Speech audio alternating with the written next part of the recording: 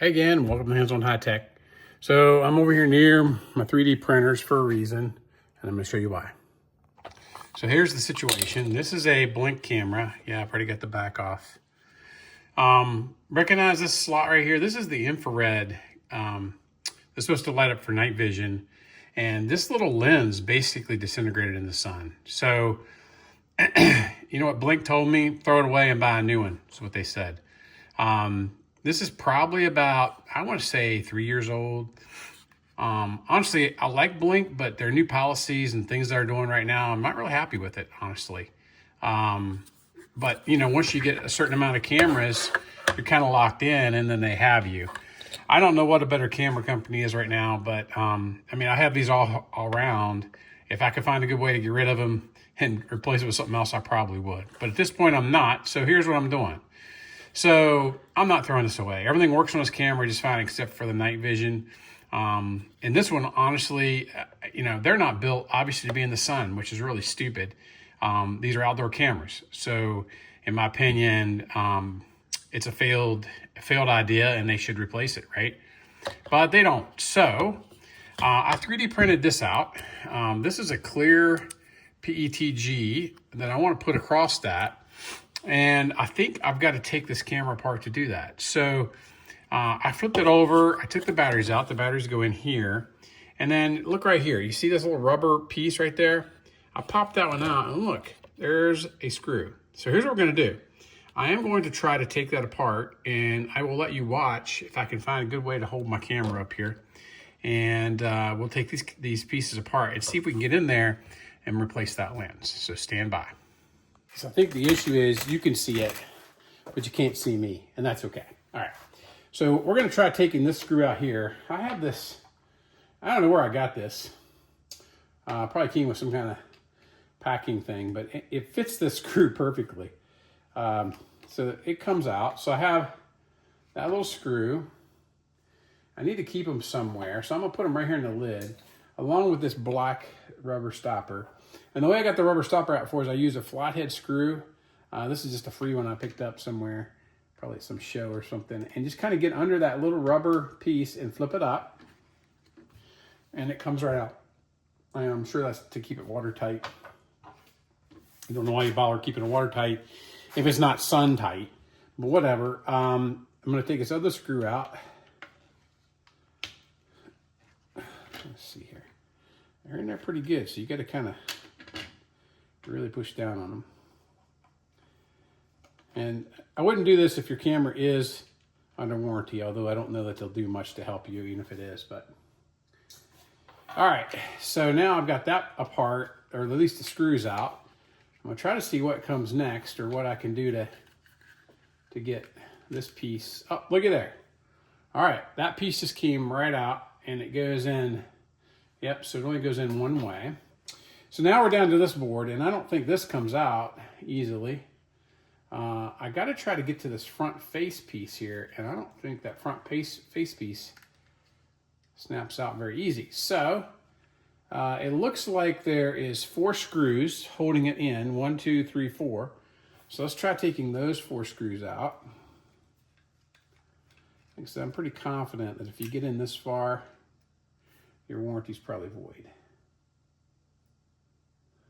Okay, here's one. By the way, I don't know if I said it or not, but like and subscribe.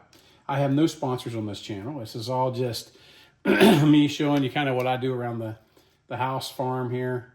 But, you know, your support is greatly appreciated. I haven't got really any sponsors or any, I don't really make money from the channel. It's a simple plug, and that's all I'm going to say about it. And let's see if we can get that screw out. There we go. And we got one more, it looks like, over here. There we go. All right. And then I was thinking this would just lift up. But I'm not sure it does. It appears that there's 2 more screws or something holding it. So there's 2 screws sitting right on top of this board. So we're going to try these 2 screws. See if that helps. I think all these screws look to be the same length. So I'm hoping that's the case. Really don't know what I'm looking at here. I've never been in the side of this camera. Oh, look at that. Look at that. There came the camera and the entire piece out. So what that leaves me with is this housing. Uh-oh. I don't know. I think that must have went, yeah. So keep in mind, if you flip upside down, that little piece falls out. That's what the camera, it goes right inside the camera lens. And if you look, that lens is kind of dirty too. So it appears that whole thing, look at that. Look at that. So if they would have just sold that little piece, I could replace it, but they don't. So online, someone said that this was supposed to fit, but it does not look like that fits to me at all. So I'm gonna do a research and see if I can find a print. All right, so what I did is I changed the print. This is Ultimaker Cura, okay? And so what I did is I actually clicked on the object and I scaled it to 105%. And I used uniform scaling on this one. That way it scales at X, Y, and Z identically because it was loose in all directions. So we're gonna try 105%. I'm gonna leave it on fine, although I probably wouldn't have to leave it on fine. And I did take, the brim was really big last time. That brim was what was printing out. So I think last time I must have had some other component that took a lot of brim. I had it at 14 millimeters. I changed it to 5 millimeters. All right, so now what I gotta do is I gotta get the disc, which is, for this printer, it's not Wi-Fi. So it's this little piece right here that pops out. I have to put it in a USB holder for the computer. And I got that mounted right here. So I'm gonna put you down a second and then I'll repeat. So I stuck the disc right in there. We're gonna put this right there and you can see it, you heard it ding. So we're gonna say, save this to disk, save the disk, save the removable disk, and then we're gonna eject it, right? All right, so now I can eject it out of here. I can pull that little micro SD out of there, one-handed, all right? It's just a little, and by the way, in this thing, it goes upside down in here, okay? This thing should be pretty much up to speed. Hit OK. This took 12 minutes to print the last one. We're gonna hit print. We're gonna select the print folder. We're gonna hit print again. And now the bed temperature's got to get up and the EO temperature's got to get up before it'll start. But as soon as I can get this to be tight and work in this print, I'm gonna basically pull my clear PETG out of here and put it up here and try printing it on this printer. And then I'll show you what the results are in a second. All right, I know we're staring through this plexiglass, but here, you can see it here. You can actually hear it a little more, honestly. This is honestly the way I do a lot of prints that's, I want to say a little trial and error. It's not a perfect snap-in fit or something like that happens. I tend to print a couple to get it perfectly right. You'll see me do a couple iterations. I did that when I printed the light mounts on my UTV, so same kind of thing. I printed with just cheap PLA. In this case, it's basically some Sunu, I think it is, PLA black. And honestly, I'm almost out of that roll. But I try to print out of something cheap so that I can see that it fits and it works, and then I'll print it out of the real stuff. You know, I got carbon fiber, PLA, PETG, all kinds of different, you know, materials to print out of, but you want to make sure it's right before you print on the expensive ones. But anyway, let's give you a shot of what it looks like. You can see it's a little bit tedious to watch it, kind of like watching glue dry, but I'll speed this up. Probably won't even have any of the talking in it, so you can see it. Okay, trial two. This is a little bit bigger. What's interesting is it doesn't seem like this one might supposed to be scaled up. So this was the original one. This was scaled up. I'm going to see how it fits in this slot before I trim it, just to see if it even fits.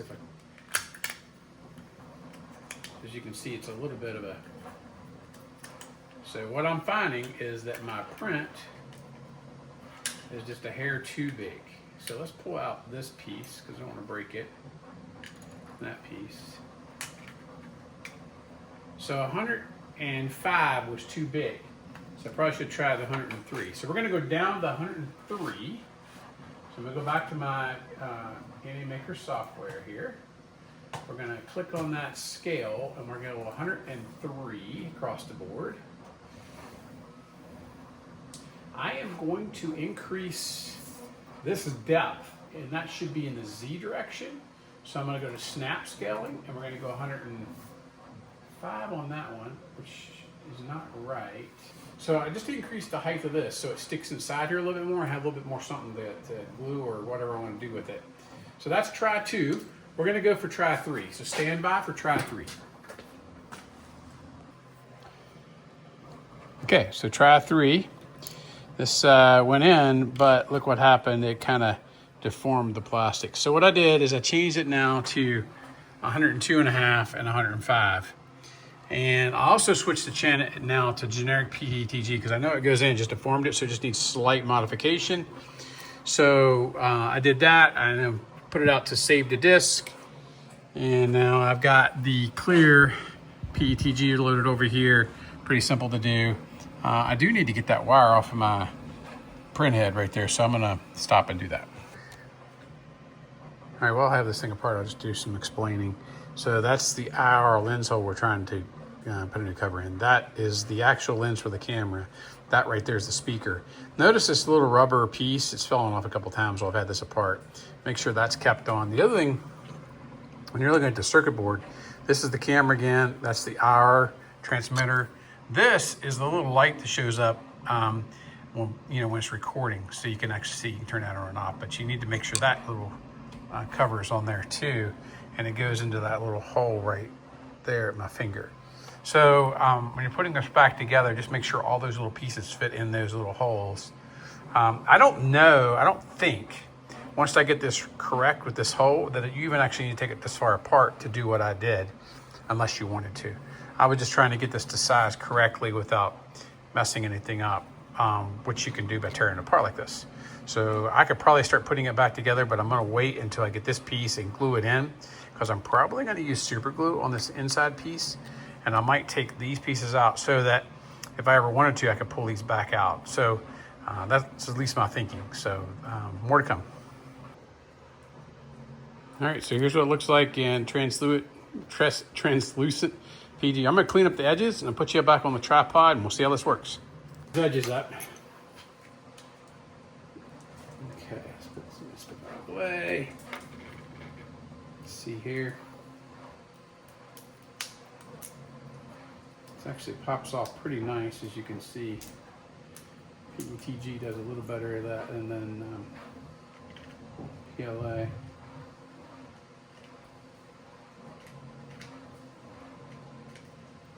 All right, let's see what that looks like if I just push it in just gently. Okay, so I got some pieces coming out here. That one top edge is a little tight. All right, I'm gonna pull out this other piece here and see how we're doing.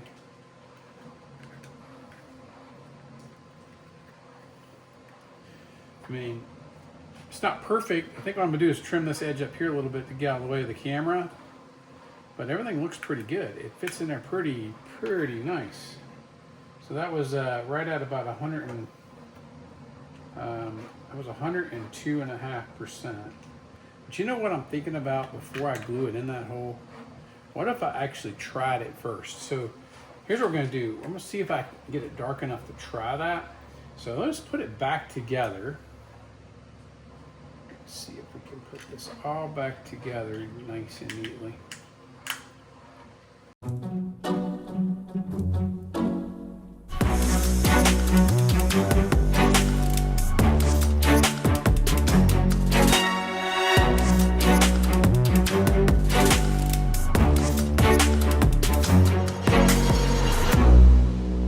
There you have it. So that's all back together. Now I am going to plug in the batteries. Put a battery in there. Put a battery in here. And you can actually see the red light. You couldn't see that before. You can see it. I actually think that's going to work just fine. I don't even think I ever saw that before. All right, so it looks a little funny with the clear, but I'm gonna go test it in the dark. Everything else works. It comes online, it does a picture. So I'm gonna do one more thing. I'm gonna try to find a really dark space and see if I can see in the dark. So that's coming up next. If it works, I'll try to take a screenshot. That's a little clip. I think I'll be able to put the video at the top, but it actually is a completely dark space. I'm going to show you. I set it here, and if I close this door, that's what it looks like in here.